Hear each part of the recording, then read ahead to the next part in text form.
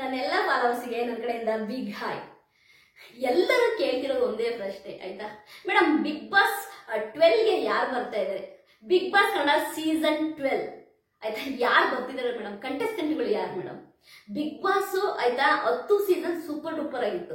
11ನೇ season ಅದಕ್ಕಿಂತ super ಆಗಿತ್ತು. 11 ಸೀಸನ್ಗಳು successful ಆಗಿ ನಮ್ಮ ಕನ್ನಡದಲ್ಲಿ ಬಿಗ್ ಬಾಸ್ ಅಂತ ನಡ್ಕೊಂಡು ಬಂದಿದೆ. ಈಗ ಬಿಗ್ ಬಾಸ್ ಕನ್ನಡ ಸೀಸನ್ 12ಗೆ ಯಾರು ಬರ್ತಾರೆ ಮೇಡಮ್? ಹಾಗಾದ್ರೆ ಬಿಗ್ ಬಾಸ್ 12 ಅಲ್ಲಿ ಕಂಟೆಸ್ಟೆಂಟ್ಗಳು ಯಾರು ಇರ್ಬೋದು ಮೇಡಮ್? ತುಂಬಾ ಜನ ಕೇಳ್ತಾ ಇದ್ದೀರಾ. ವೆರಿ ಸೂನು ಆಯ್ತಾ ನಿಮಗೊಂದು ಬಿಗ್ ಅಪ್ಡೇಟ್ ತರ್ತೀವಿ.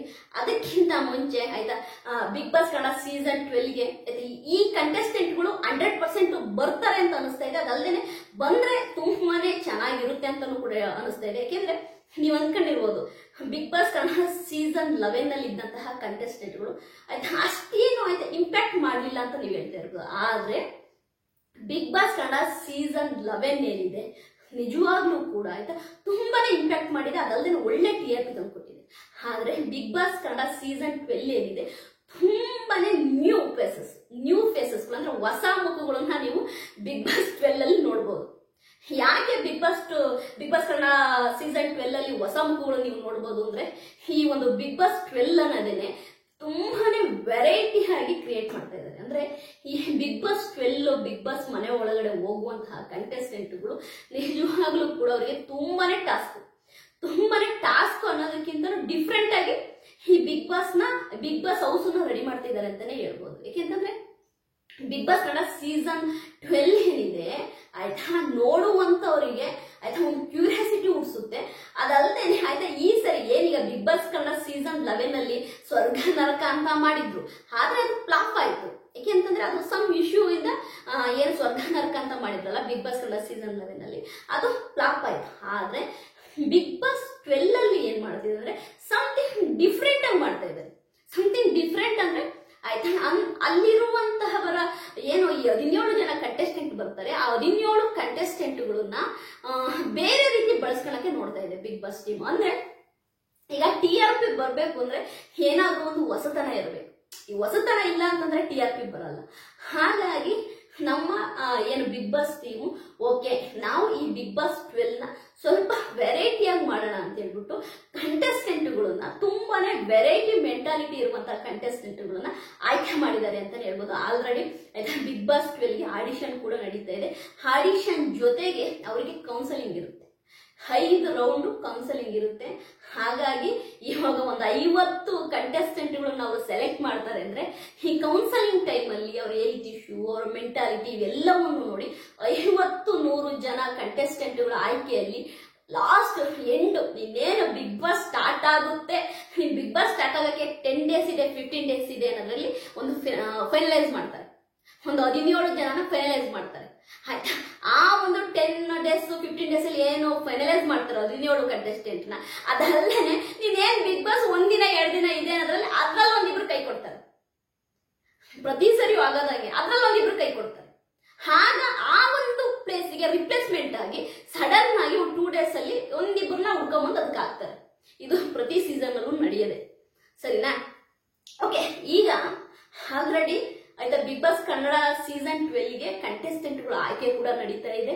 ಅದಲ್ಲದೆ ನಮ್ಮ ಬಿಗ್ ಬಾಸ್ ಹೌಸ್ ಏನಿದೆ ಅದು ರಿನೋವೇಷನ್ ನಡೀತಾ ಇದೆ ಅನ್ಬೋದು. ಅಂದ್ರೆ ಬಿಗ್ ಬಾಸ್ 11 ಹೌಸ್ ಏನಿತ್ತಲ್ಲ ಬಿಗ್ ಬಾಸ್ ಹೌಸ್ ಅದನ್ನ ಡೆಮಾಲಿಷನ್ ಮಾಡಿ ಅದನ್ನ ತುಂಬಾ ಚೆನ್ನಾಗಿ ಆಯ್ತಾ ಒಂದು ಮೇಕ್ ಓವರ್ ಮಾಡ್ತಿದ್ದಾರೆ ಅಂತಾನೆ ಹೇಳ್ಬೋದು. ಅಂದ್ರೆ ರಿಇನ್ವೇಷನ್ ಮಾಡ್ತಾ ಇದ್ದಾರೆ. ಅದಲ್ಲದೆ ತುಂಬಾನೇ ಆಯ್ತು ಬ್ಯೂಟಿಫುಲ್ ಆಗಿ ಬಿಗ್ ಬಾಸ್ 12 ನ ಬಿಗ್ ಬಾಸ್ ಮನೆ ರೆಡಿ ಆಗ್ತಿದೆ ಅಂತಾನೆ ಹೇಳ್ಬೋದು. ತುಂಬಾನೇ ಅಂದ್ರೆ ನೀವು 11 ಸೀಸನ್ ಆಗಿ ನೋಡದೆ ಇರುವಂತಹ ಒಂದು ಬಿಗ್ ಬಾಸ್ ಮನೆನ ಈ ಬಿಗ್ ಬಾಸ್ 12 ಅಲ್ಲಿ ನೋಡಬಹುದು.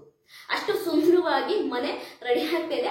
ಆಲ್ಮೋಸ್ಟ್ ಆಯ್ತಾ ಬಿಗ್ ಬಾಸ್ ಕನ್ನಡ ಸೀಸನ್ 12 ಆಯ್ತಾ ಬಿಗ್ ಬಾಸ್ ಹೌಸ್ ಏನಿದೆ ಆಯ್ತಾ ಆಲ್ಮೋಸ್ಟ್ ಆಯ್ತಾ 50% ವರ್ಕ್ ಎಲ್ಲ ಮುಗಿದಿದೆ ಅನ್ನೋದು ಗೊತ್ತಾಗ್ತಿದೆ. ಯಾಕೆಂದ್ರೆ ನಿಮ್ಮೆಲ್ಲರಿಗೂ ಗೊತ್ತು ಈ ಸರಿ ಆಯ್ತಾ ಆಗಸ್ಟ್ ಎಂಡು ಇಲ್ಲ ಸೆಪ್ಟೆಂಬರ್ ಫಸ್ಟ್ ವೀಕ್ ಅಲ್ಲೇನೆ ಬಿಗ್ ಬಾಸ್ ಬರುತ್ತೆ. ಹಾಗಾಗಿ ಆಯ್ತಾ ಎಲ್ಲವೂ ಕೂಡ ತುಂಬಾನೇ ಸೂಪರ್ ಡೂಪರ್ ಆಗಿ ನಡೀತಾ ಇದೆ.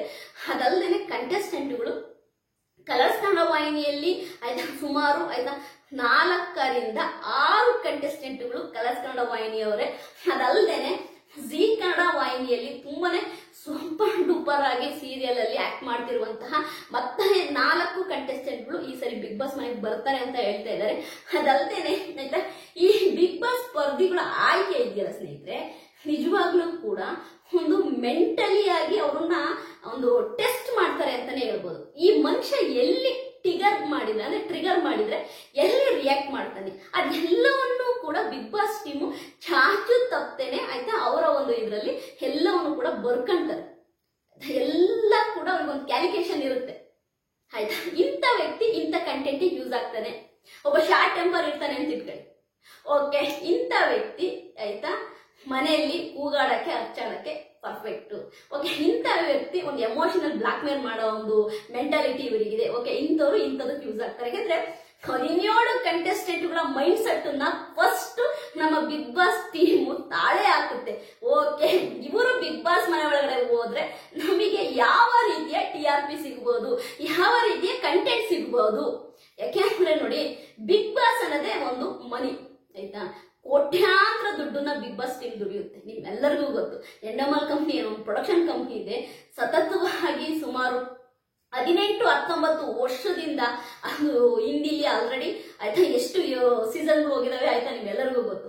ಅದಾದ ನಂತರ ಬಂದಿದ್ದೇನೆ ನಮ್ಮ ಕನ್ನಡದಲ್ಲಿ, ಹಿಂದಿಯಿಂದ ನೆಕ್ಸ್ಟ್ ಬಂದಿದೆ ನಮ್ಮ ಕನ್ನಡದಲ್ಲಿ. ಯಾವ ಲ್ಯಾಂಗ್ವೇಜ್ ಅಲ್ಲೂ ಬರ್ಲಿಲ್ಲ, ಅಷ್ಟು ಧೈರ್ಯ ಕೂಡ ಮಾಡ್ಲಿಲ್ಲ. ಹಿಂದಿಲಿ ಏನ್ ನಮ್ ಸಲ್ಮಾನ್ ಖಾನ್ ಅವರು ಬಿಗ್ ಬಾಸ್ ನ ಸ್ಟಾರ್ಟ್ ಮಾಡಿದ್ರು, ಅದಾದ ನಂತರ ಇಮಿಡಿಯೇಟ್ ಆಗಿ ನಮ್ಮ ಕನ್ನಡದವ್ರು ತಗೊಂಡ್ರು. ಓಕೆ, ಧೈರ್ಯ ಮಾಡಿದ್ರು, ಓಕೆ ನಾವು ಮಾಡೋಣ ಬಿಗ್ ಬಾಸ್ ಅಂತೇಳಿ. ಅದೇ ನೋಡಿ, ತಮಿಳವ್ರ ಮುಂದೆ ಬರ್ಲಿಲ್ಲ, ಮಲಯಾಳವ್ರ ಮುಂದೆ ಬರ್ಲಿಲ್ಲ ಆಯ್ತಾ, ಮರಾಠಿಯವ್ರ ಮುಂದೆ ಬರ್ಲಿಲ್ಲ, ತೆಲುಗುವ್ರ ಮುಂದೆ ಬರ್ಲಿಲ್ಲ. ನೋಡಿ, ತೆಲುಗು ಲ್ಯಾಂಗ್ವೇಜ್ ಅವರು ಆಯ್ತಾ, ತಮಿಳ್ ಲ್ಯಾಂಗ್ವೇಜ್ ಅವರು, ಮಲಯಾಳಿ ಲ್ಯಾಂಗ್ವೇಜ್ ಅವರು ಆಯ್ತಾ, ಅದೇ ರೀತಿ ಮರಾಠಿ ಲ್ಯಾಂಗ್ವೇಜ್ ಅವರು ಯಾರು ಕೂಡ ಮುಂದೆ ಬರ್ಲಿಲ್ಲ. ಇದೊಂದು ಬಿಗ್ ಬಾಸ್ ಯಾರು ನೋಡ್ತಾರೆ, ಟೈಮ್ ಪಾಸ್ ಶೋ, ಇದರಿಂದ ಏನ್ ಉಪಯೋಗ ಇದೆ ಅಂತೇಳಿ ತುಂಬಾ ಅಪೋಸ್ ಮಾಡಿದ್ರು, ಯಾರು ಕೂಡ ಮಾಡ್ಲಿಲ್ಲ. ಆದರೆ ನಮ್ಮ ಕರ್ನಾಟಕ ಇಂಡಸ್ಟ್ರಿ ಏನಿದೆ, ನಮ್ಮ ಕನ್ನಡ ಇಂಡಸ್ಟ್ರಿ ತುಂಬಾನೇ ಚಿಕ್ಕ ಇಂಡಸ್ಟ್ರಿ, ಆದ್ರೂ ಕೂಡ ಧೈರ್ಯ ಮಾಡಿ ಆಯ್ತಾ, ಕಲರ್ಸ್ ಕನ್ನಡದವರು ಧೈರ್ಯ ಮಾಡಿ ಬಿಗ್ ಬಾಸ್ ನ ನಮ್ಮ ಕನ್ನಡಕ್ಕೆ ತಂದ್ರು. ಬಿಗ್ ಬಾಸ್ ಶೋನ ಮಾಡಿ ಫಸ್ಟ್ನೇ ಒಂದು ಸೀಸನ್ ಅಲ್ಲೇ ಸೂಪರ್ ಹಿಟ್ ಆಯ್ತು. ಏನ್ ಬಿಗ್ ಬಾಸ್ ಕನ್ನಡ ಸೀಸನ್ 1 ಇದೆ, ಸೂಪರ್ ಹಿಟ್ ಆಯ್ತು. ಇವತ್ತು ನಮ್ದು 12ನೇ ಸೀಸನ್ ಸ್ಟಾರ್ಟ್ ಆಗ್ತಿದೆ ಅಂತಂದ್ರೆ ಹಿಂದಿ ಆದ್ಮೇಲೆ ನೆಕ್ಸ್ಟ್ ನಾವೇ ಆಯ್ತಾ. ಹಿಂದಿ ಬಿಗ್ ಬಾಸ್ ಆದ್ರೆ ನೆಕ್ಸ್ಟ್ ನಮ್ಮ ಕನ್ನಡ ಬಿಗ್ ಬಾಸ್ ಅಂದ್ರೆ ನಾವೇನೆ ಫಸ್ಟ್, ಅಂದ್ರೆ ಹಿಂದಿಯಿಂದ ಫಸ್ಟ್ ನಮ್ಮ ಕನ್ನಡಕ್ಕೆ ತಂದಿದ್ ನಾವೇ ಆಯ್ತಾ. ಆಮೇಲೆ ಯಾವಾಗ ಕನ್ನಡದಲ್ಲಿ ಸಕ್ಸಸ್ಫುಲ್ ಆಯ್ತು, ಒಂದು 3 ಸೀಸನ್ ಯಾವಾಗ ಸಕ್ಸಸ್ಫುಲ್ ಆಯ್ತು, ಆಗ ತೆಲುಗು ಇಂಡಸ್ಟ್ರಿ ಮತ್ತು ತಮಿಳು ಇಂಡಸ್ಟ್ರಿ ಮತ್ತು ಮಲಯಾಳಂ ಇಂಡಸ್ಟ್ರಿ ಆಯ್ತಾ, ಅವರು ಆಮೇಲೆ ಬಿಗ್ ಬಾಸ್ ನ ಸ್ಟಾರ್ಟ್ ಮಾಡಿದ್ರು. ಈಗ ನೋಡಿ, ಈಗ ತೆಲುಗು ಆಗಿರ್ಬೋದು, ತಮಿಳು ಆಗಿರ್ಬೋದು, ಈಗ ಅವ್ರದ್ದು ಸ್ಟಾರ್ಟ್ ಆಗುವ ಬಿಗ್ ಬಾಸ್ ಸೀಸನ್ 9, ನಮ್ದು ಸ್ಟಾರ್ಟ್ ಆಗುವ ಸೀಸನ್ 12. ಅವರಿಗಿಂತ ಅಂದ್ರೆ ತೆಲುಗು ಮತ್ತು ತಮಿಳಿಗಿಂತ ನಾವು ಆಯ್ತಾ 3 ಸೀಸನ್ಗಳು ಮುಂದೆ ಇದ್ದೀವಿ. ಅಂದ್ರೆ ನಮ್ಮ ಧೈರ್ಯ ನೋಡಿ, ನಮ್ಮ ಕನ್ನಡದಲ್ಲಿ ಅಂತ ಒಂದು ದೊಡ್ಡ ಶೋನ ಆಯ್ತಾ ನಮ್ಮ ಚಿಕ್ಕ ಇಂಡಸ್ಟ್ರಿಗೆ ಪರಿಚಯ ಮಾಡಿಸಿದ್ರು ನಮ್ಮ ಕಲರ್ಸ್ ಕನ್ನಡ ವಾಹಿನಿಗಳು. ನಿಜವಾಗ್ಲೂ ಗ್ರೇಟ್ ಅಂತೀನಿ. ಒಟ್ಟಾರೆಯಾಗಿ ಬಿಗ್ ಬಾಸ್ ಕನ್ನಡ ಸೀಸನ್ 12 ಏನಿದೆ, ನಿಜವಾಗ್ಲೂ ಕೂಡ ನಿಮಗೆ ಆಯ್ತಾ ಒಂದು ಎಂಟರ್ಟೈನ್ಮೆಂಟ್ ಸಿಗುತ್ತೆ. ಅದ್ರ ಜೊತೆಗೆ ಆಯ್ತಾ ಈ ಬಿಗ್ ಬಾಸ್ 12 ಆಯ್ತಾ ನೋಡುವಂತಹ ಪ್ರೇಕ್ಷಕರ ಮನಸ್ಸನ್ನ ಗೆಲ್ಲುತ್ತೆ. ಯಾಕೆ ಅಂದ್ರೆ ಈಗ ಆಲ್ರೆಡಿ ಬಿಗ್ ಬಾಸ್ ಟೀಮಿಗೆ ಒಂದು ವಿಷಯ ಚೆನ್ನಾಗಿ ಗೊತ್ತಾಗಿದೆ. ಅಂದ್ರೆ ತುಂಬಾನೇ ಕಾಂಟ್ರವರ್ಸಿ ಮಾಡೋರ್ನ, ತುಂಬಾನೇ ಕ್ವಾಟ್ಲೆ ಕೊಡೋರ್ನ ತಂದ್ರೆ ಬಿಗ್ ಬಾಸ್ 11 ಅಲ್ಲಿ ಏನಾಗಿತ್ತು ಅದೇ ಮತ್ತೆ ಬಿಗ್ ಬಾಸ್ 12 ಅಲ್ಲಿ ಆಗುತ್ತೆ ಅನ್ನೋದು ಬಿಗ್ ಬಾಸ್ ಟೀಮಿಗೆ ಚೆನ್ನಾಗಿ ಗೊತ್ತಿದೆ. ಯಾಕಂದ್ರೆ ನಿಮ್ಮೆಲ್ಲರಿಗೂ ಗೊತ್ತು, ಬಿಗ್ ಬಾಸ್ 11 ಅಲ್ಲಿ ಆಯ್ತಾ ಏನು ಲಾಯರ್ ಜಗದೀಶ್ ಅವರು ಇದ್ರು, ಎಲ್ಲರಿಗೂ ಗೊತ್ತಿರೋ ವಿಷಯನೇ. ಅವ್ರು ತುಂಬಾನೇ ಕಾಂಟ್ರವರ್ಸಿ ಮಾಡ್ತಾರೆ, ತುಂಬಾನೇ ಆಯ್ತಾ ಅವ್ರಿರೋ ಜಾಗದಲ್ಲಿ ಯಾವಾಗ್ಲೂ ಕೂಡ ಏನಾದ್ರು ಒಂದು ಕಿತಾಪತಿಗಳು ನಡೀತಾ ಇರ್ತವೆ ಅಂತ. ಆದ್ರೂ ಕೂಡ ಲಾಸ್ಟ್ ಮಿನಿಟ್ ಅಲ್ಲಿ ನಮ್ಮ big boss team big boss Kannada season 11ಗೆ ಕಂಟೆಸ್ಟೆಂಟ್ ಆಗಿ ಲಾಯರ್ ಜಗದೀಶ್ ಅವ್ರನ್ನ ತಗೊಂಡು, ಆದ್ರೆ ಕೊನೆಗೆ ಏನಾಯ್ತು, TRP ಏನೋ ಬಂತು 1-2-3 ವಾರ, ಬಟ್ ಕೊನೆಗೆ ಏನಾಯ್ತು, ಶೋವೇನೆ ಅಲ್ಲೋಲ ಕಲ್ಲೋಲ ಆಯ್ತು ಬಿಗ್ ಬಾಸ್ ಶೋ. ಅದಲ್ಲದೆ ಪಾಪ ರಂಜಿತ್ ಕೂಡ ಬಿಗ್ ಬಾಸ್ ಮನೆಯಿಂದ ಹೊರಗಡೆ ಹೋಯ್ತು, ತುಂಬಾನೇ ಡಿಸ್ಟರ್ಬೆನ್ಸ್ ಆಯ್ತು. ನೋಡುವ ಪ್ರೇಕ್ಷಕರು ಕೂಡ ಏನಿದು ಹೀಗಾಯ್ತಲ್ಲ ಅನ್ನೋ ಒಂದು ಮಟ್ಟಕ್ಕೆ ಬಿಗ್ ಬಾಸ್ ಕನ್ನಡ ಸೀಸನ್ 11 ಹೋಗಿತ್ತು.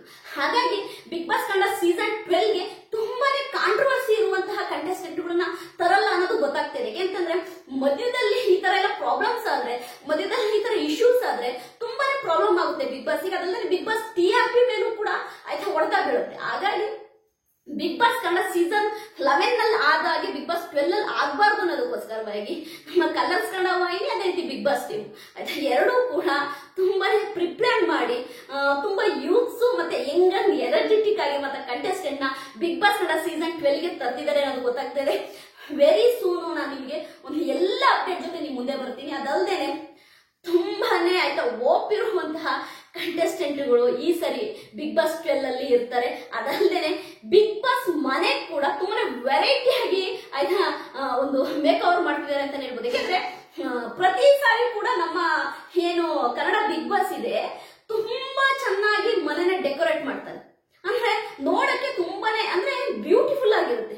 ಬಿಗ್ ಬಾಸ್ ಚರಿತ್ರೆಲೇನೆ ಬಿಗ್ ಬಾಸ್ ಮನೆಯಲ್ಲಿ ಲಿಫ್ಟ್ ಹಾಕಿದಂತಹ ಏಕೈಕ ಶೋ ಅಂದ್ರೆ ಅದು ನಮ್ಮ ಕನ್ನಡ ಬಿಗ್ ಬಾಸ್ ಅಂತಾನೆ ಹೇಳ್ಬೋದು. ಯಾವ ಶೋ ಅಲ್ಲೂ ಕೂಡ ಲಿಫ್ಟ್ ನ ಬಳಸಿರ್ಲಿಲ್ಲ. ಅಂದ್ರೆ ಆ ಬಾಲ್ಕನಿ ಹೋಗಿ ಕೂರಕ್ಕೆ ಲಿಫ್ಟ್ ನ ಬಳಸಿರುವಂತಹ ಏಕೈಕ ಶೋ ಯಾವ್ದಪ್ಪ ಅಂದ್ರೆ ಅದು ಬಿಗ್ ಬಾಸ್ ಕನ್ನಡ ಶೋ. ಹಾಗಾಗಿ ನಮ್ಮ ಬಿಗ್ ಬಾಸ್ ಕನ್ನಡ ಏನಿದೆ ನಿಜವಾಗ್ಲೂ ಕೂಡ ಈ ಸರಿ ಬಿಗ್ ಬಾಸ್ 12 ಅಲ್ಲೂ ಕೂಡ ಒಂದು ವೆರೈಟಿ ಆಗಿ ಒಂದು ಬಿಗ್ ಬಾಸ್ ಮನೆನ ರೆಡಿ ಮಾಡ್ತಿದೆ ಅಂತ ಗೊತ್ತಾಗ್ತಾ ಇದೆ. ಬಿಗ್ ಬಾಸ್ ಕನ್ನಡ ಸೀಸನ್ 12 ನ ಹೆಚ್ಚಿನ ಅಪ್ಡೇಟ್ಸ್ ಬೇಕು, ಬಿಗ್ ಬಾಸ್ ಕನ್ನಡ ಸೀಸನ್ 12 ಬಗ್ಗೆ ಹೆಚ್ಚಿನ ಮಾಹಿತಿ ಬೇಕು ಅಂದ್ರೆ ದಯವಿಟ್ಟು ನನ್ನ ಚಾನಲ್ ನ ಸಬ್ಸ್ಕ್ರೈಬ್ ಮಾಡ್ಕೊಳ್ಳಿ. ನೀವು ಸಬ್ಸ್ಕ್ರೈಬ್ ಮಾಡ್ಕೊಂಡ್ರೆ ಮಾತ್ರ ನಾನು ವಿಡಿಯೋ ಮಾಡಕ್ಕೆ ನನಗೊಂದು ಬೂಸ್ಟ್ ಆಗುತ್ತೆ. ನಾನು ವಿಡಿಯೋ ನಿಮಗೆ ಇಷ್ಟ ಆಗಿದೆ ಲೈಕ್ ಮಾಡಿ ಸಬ್ಸ್ಕ್ರೈಬ್ ಮಾಡಿ. ಬಾಯ್ ಬಾಯ್.